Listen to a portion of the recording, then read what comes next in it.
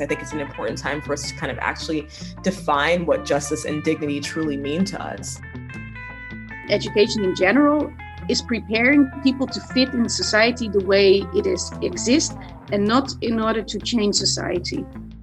I do say no to projects. Actually, I say no to projects maybe sometimes more these days than I'm saying yes to projects. Hi and welcome to the Porto Design Biennale. My name is André Cruz. You are listening to Voices from the Atelier, a series of 6 podcasts, each dedicated to one alter reality.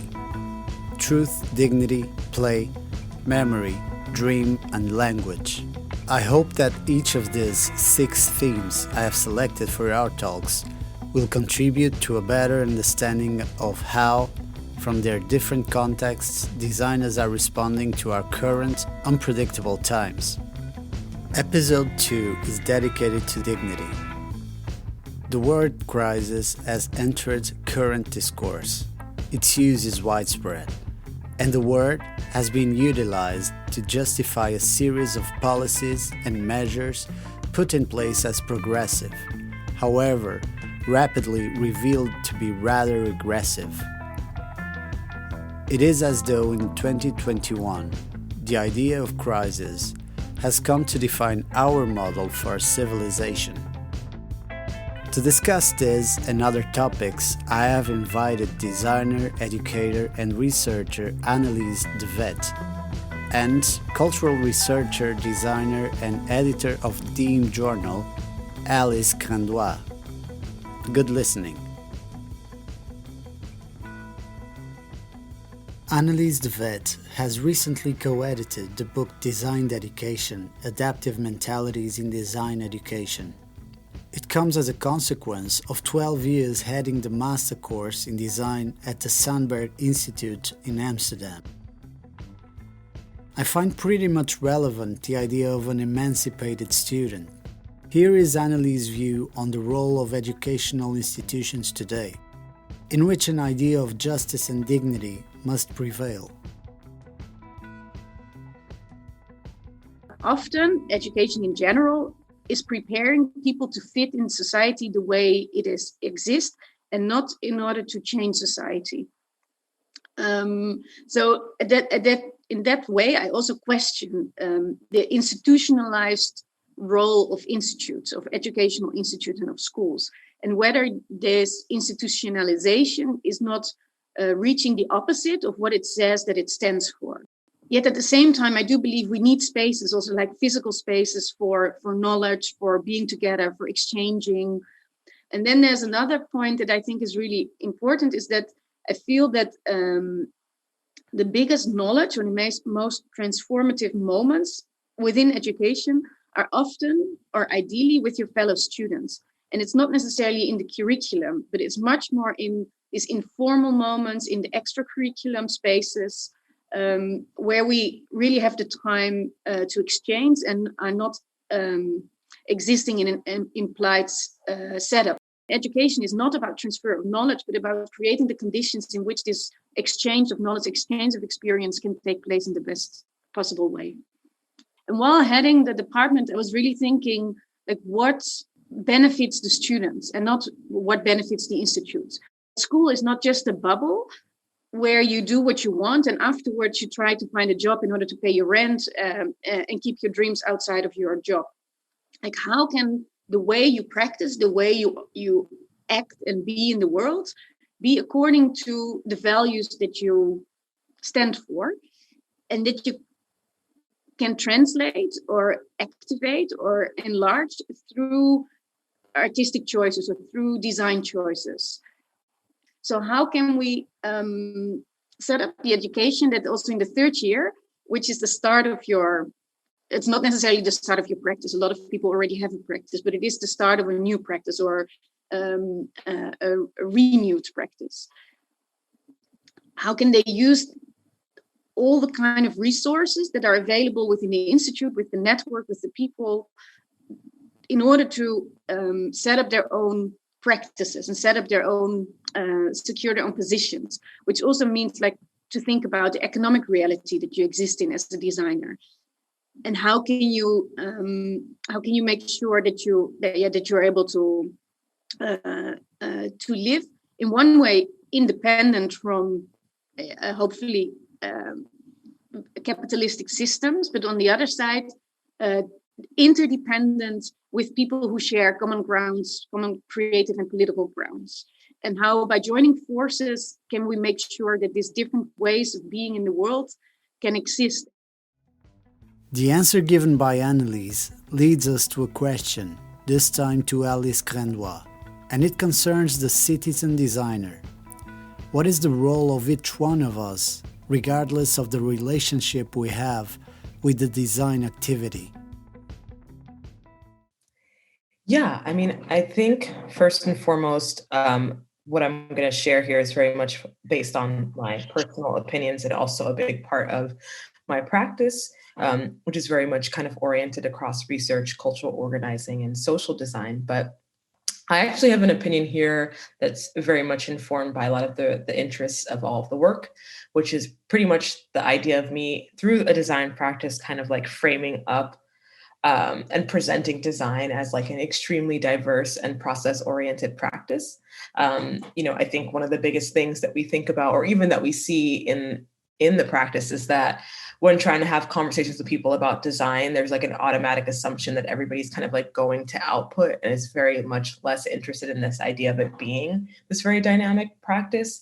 And the way that I try to kind of like simplify it is that I think of design a lot as the process and or the steps through which something transforms with intention, from imagination to manifestation. And I think when we can start to open up design in that way, we can thus see that design is actually more of like a universal human activity. And that it actually, when you kind of start to reduce it, really means more or less to kind of like mark or make a plan, or even to problem solve. And so if we kind of start to really kind of hone in on what this mean, like what design can mean, or how the different ways in which it can take shape, we start to see that actually all human beings participate in design. It's not something that's exclusive to practitioners or even to people that have trained in institutions. It's actually something that's like showing up in everybody's daily life, whether they're conscious of it or not. The importance of proximity in understanding other realities is very present in Alice Grandois' work, but also very visible in the Disarming Design from Palestine project carried out by Annelies de Vet. Yeah, Disarming Design from Palestine is a design platform for thought-provoking designs, mostly useful objects made with traditional local crafts, techniques, and resources. And the desire to set this up was rooted in the Subjective Atlas of Palestine that I made together with Khalid Hourani and the International Academy of Art in Ramallah in 2007. And the Subjective Atlas of Palestine is a book, an atlas, made by around 40 Palestinian artists, designers, and architects who map Palestine according to their own experience. So lived experience is at the core of mapping a place, a region. So to map a region from inside out instead of outside in. And in the case of Palestine, but in many cases, but in Palestine tremendously, it's often mapped and talked about by outsiders more than by insiders. And also in traditional atlases, it's often the outsider and the bird perspective and not the inside perspective. So this atlas shows disarming views on life in Palestine. What does it mean to live under occupation? This experience was life-changing because it really opened my eyes about colonialism, occupation, military force, global politics, and the huge difference between what's happening on the ground and the way the dominant Western media are reporting about the situation in Palestine and Israel, occupied Palestine. So some years later, after I made this atlas, I was asked by a Dutch organization if I could think of a way to do something with Palestinian crafts, products like ceramics, textile, wood, for the Dutch/international market. So I approached Khalid Hourani, who was at that time, with who I made the Subjective Atlas of Palestine. And at that time, he was head of the International Academy of Art, Palestine in Ramallah. It would be interesting if the students of the design department in Amsterdam and the students of the academy in Ramallah would work together in collaboration with local artisans to make useful products out of existing production techniques, existing resources, but that could tell about life in Palestine at this moment of time. And this is how it happened. So then I think 6 years or 7 years in a row, we organized workshops with, each time I asked my students who would be interested in joining. And then we worked the first 2 or 3 years with the academy and later with other institutes, also in Gaza, in Jerusalem, 1 year in a refugee camp in Jordan, to work together and listen to artisans, listen to stories, and imagine ways how can we capture these stories in products, and how can we make products that can speak of this reality, and while speaking of this reality, also supporting the artisans that make it. This is a truly fascinating project. Annelies explains us how it developed and its importance in a transformative process that is also monitored by the Sandberg Institute. So this is how it started and how it grew, and then it became a label. We have now a web shop. It became we had exhibitions, and it kind of catalyzed all kind of exchanges and opportunities. So it's not a commercial label; it's non-profit. We do it all. We were also myself. We all do the work all voluntarily, but it initiates other kind of exchanges, other kind of meetings. And then the participants of the workshops, both the Palestinian as my design students, they felt that this working, this way of being, but also in being in contact with materials, with resources, with artisans, being on the ground and understanding more also the political dimensions of design, of products, of being a designer. Yeah, it was very much transformative, or we did something, and there was a desire to see, like, can't we extend that? Now this workshop is only 2 or 3 weeks, it's very short. Then resulted in starting the temporary master's program in Amsterdam that is now currently running, called Disarming Design, and that really puts at the center design, crafts, community, politics.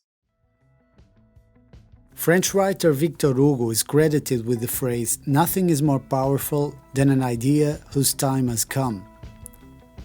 I wanted to know Alice Grandois' opinion about the moment we're going through. Could it be that the time has come for other values, including justice, but also dignity, to become central in our relations, but also with regard to the modes of production?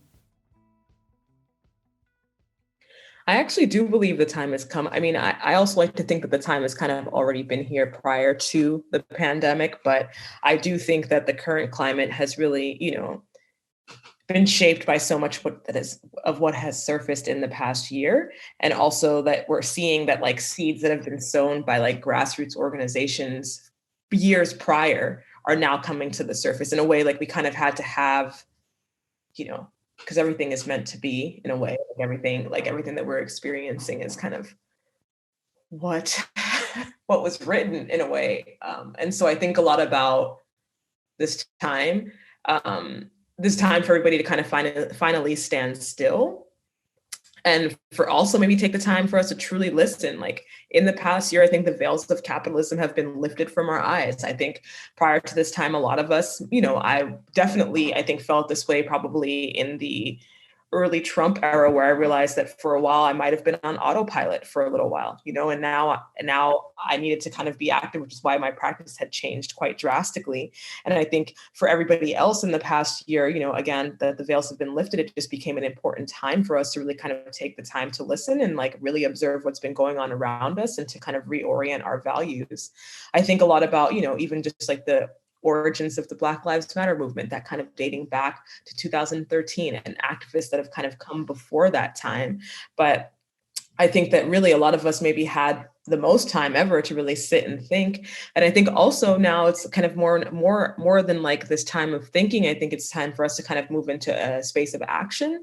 And this action could look like many different things. I think it's an important time for us to kind of actually define what justice and dignity truly mean to us, and to really consider what's at stake if we aren't claiming what's rightfully ours. And I think a lot about, in the work and in the research, there is, in the first issue of Deem, we did a piece on a Black-owned farm in upstate New York called Soulfire Farms. And the kind of founder has this quote that I use a lot, which is kind of talking about what the true source of power and real dignity are. And she basically says that it's really about like owning your own land, growing your own food, educating our own youth, participating in our own healthcare and justice systems, like this being the source of real power and dignity. And I couldn't actually agree more.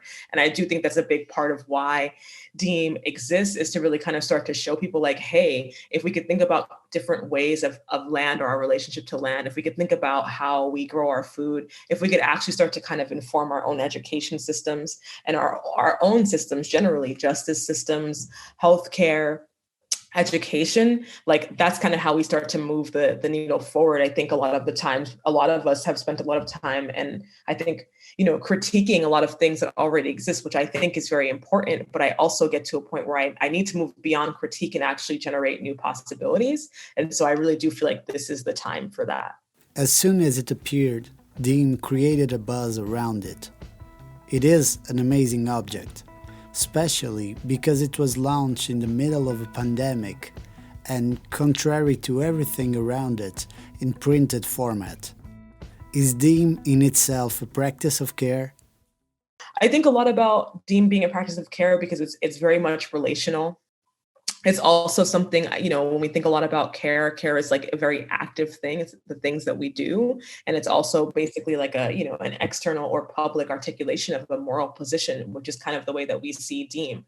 And so I think it will always be about us kind of engaging with diverse peoples to really like understand their specific circumstances, but then also making the space to kind of honor difference and finding commonalities that can start to give birth to like new experience, new connections pretty much. And so I think it is a practice of care. I think that also with any practice, it really involves a lot of commitment and repetition. And I think that this is definitely like what we are committed to, is kind of like committing to continue to have discussions around how we actually start to create the futures that we want to see. Food and the way it has been produced, transported, and consumed is one of the main factors of injustice on a global scale. I asked Alice to tell us about the importance of food for her, but also about the Earth Seed Provisions Project. Yeah, I mean, a lot of my work is focused on it's usually kind of exists at the intersections of like community engagement, education, and usually kind of situated in urban context, because that's usually where I find myself to be based and am from. But Earthseed Provisions is actually a collaboration between myself and another one of my really good, I say best friends, because I have actually like many best friends, but this is one, and her name is Sybil St. Aud Tate. She's a chef. And it's basically a project between her and myself that's like a direct response to our friendship and our experiences in the arts, culture, and food. And I think really it came about because we saw some very clear issues at play with the food systems in the US, most specifically in New York, where we were both born and raised. And we were just doing a lot of deep inquiry into how that shows up in our lives. So really thinking about food access and education, and thinking about how, based on our experiences as organizers, as chefs, as bringing people together, like how we could create programs to start to intervene with these systems. So a big part, I think, of what Sybil does as a chef is really, start to kind of produce a lot of educational material and experiences around food, most specifically. How do we source food? How do we grow food? What is our relationship to food? And I think one of the biggest things that I do really as like an organizer is finding ways to engage others in their relationship to food. So, and really thinking about these relationships in different ways, like memory-based relationships, relationships to nourishment, celebratory context as well. Like how do we make it full, and like, and also be honest that like nourishment is, that's our life force, it's our life source. So like, how do we actually start to engage more people around these topics? And so food really just felt like a really great entry point and quite natural for us. A lot of what we also try to do is like collaborate with youth. So we've been trying to, it's takes a lot of resources and time, but trying to kind of like establish spaces for inquiry. So like we have a future food lab that thinks a lot about like food literacy and justice, and really focuses on disenfranchised communities through youth programs. And then we also have something that's a little bit more diasporic. So it's really thinking about memory-based food and really starting to connect, most specifically, Sybil and myself are actually two humans of Haitian American heritage. And so we really try to kind of make space for the diaspora to gather and share stories and history about food in a way that is generative. A lot of our histories have not been documented or have been, intentionally erased. And so how do we actually start to kind of like recreate identity for ourselves through food, especially as like these generations, kind of move further away from their kind of home countries. So food is a big part of my practice. It shows up in everything. It shows up sometimes in the more of the design capacity when I think about Room for Magic or Deem, but then it also shows up in a very personal way as well. Is there room, and are we open to new emerging models, perhaps to models that are more compatible with all other living entities? Or are we confined to what Arturo Escobar defines as the patriarchal Western capital modern model?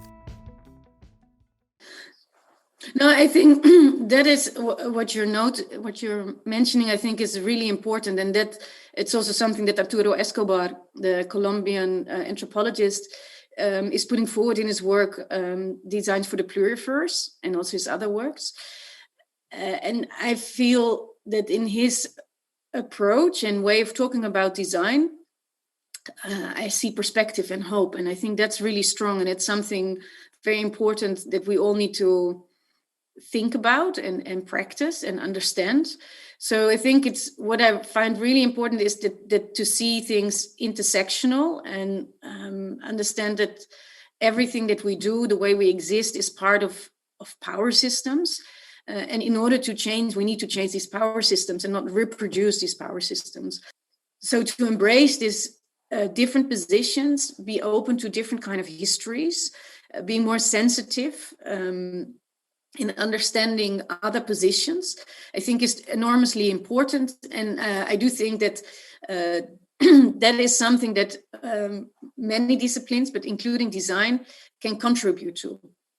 And what I think is important and interesting in the design field is that it's not just about the production of an image or narrative, but it also entails a production process, it entails distribution, it entails audience. So in a way, there's all kind of ecological and power systems entailed or exist as a consequence to our design decisions.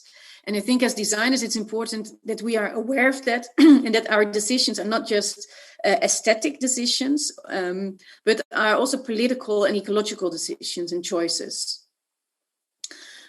So projects that stimulate that understanding or that awareness, I think contribute to a world in which multiple worlds fit. And in that way, I feel that's an incentive or motivation for a lot of the decisions that I make in my practice. So there's not one project that contributes to that, but it's I hope that it's in I don't know if it's successfully put in practice, but it's definitely in its intention. It's there in every decision I make, and not only within design, also how I raise my kids, also in the food that I eat, the way I live, the choices that I make. It's entailed on all these levels. Alice is part of a design studio with clients and commercial work. The design exercise has on its own the possibility and the strength to allow for change. In a world dominated by a globalized capitalism, in which the result prevails over the process, how do we manage to make a difference in the relationships we establish with clients? In my design practice, which I have a studio with my best friend who I also make Deem with, his name is New, we think, I mean, this is something that we thought a lot about when starting our practice together, which was this idea of like, what is the client relationship, And so I really try a lot to think about clients, not as clients actually, and more as partners, because there just needs to be some sort of like mutual exchange. I'm not really here just to execute on corporate agendas. Like there has to be something more. And then I think actually when I think more critically about the work and our approach, the lens is really always, how does our participation in a project beyond a short-term exchange really kind of add value? And I think that sometimes that could mean that potentially the work that I'm doing offers up some sort of like new perspective that hasn't really been considered before or yet. And sometimes that means that I'm actually just pushing for a wider scale of representation. And so I'm very much interested in the work, both from a community-based or commercially specific standpoint of how it can actually generate more possibilities in the most sustainable way. And that means that because I'm working with a range of partners, this can actually take different meanings across the different projects. And I kind of try to keep it broad because, again, because of the diversity of the projects and ways in which we spend our time. And also because, again, this like idea of adding value could actually morph depending on what the context of the project is. I do say no to projects. Actually, I say no to projects maybe sometimes more these days than I'm saying yes to projects. And I'm also taking a lot of time to make a decision on a project. I don't like, I don't like rushing into things anymore. I really kind of want to understand who I'm working with, what the context is, and also what the investment, because it's beyond like a fiscal exchange. What is the investment in working with a studio like mine? I will say that it's not always easy, and sometimes you will turn down, proper amount. I say proper in air quotes, but you will turn down substantial amounts of money for things that, don't align with your mission. But I just don't really feel like we're at a point in time anymore where I can act like there aren't consequences to my work, and also to the fact that I am actively like putting out work that is trying to create new systems. So I just have to be a little bit more critical about what I'm saying yes to and how I'm actually like, making the ends meet. Again, I say this as not in a way in which it's super easy. It also causes a lot of tension with myself and other collaborators. But I do have a firm belief that like there are ways to work in which you don't feel like you have to be in constant conflict with your morals and how you live your life. And I also just want to work from a place of like feeling good and finding pleasure and dignity in the work. And if I can't feel that, then I'd rather not be doing it.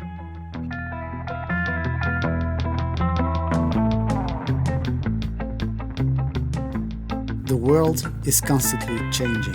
It's a fact. In recent years, we've seen changes that we are probably not prepared for. Digital gives us a false sense of closeness.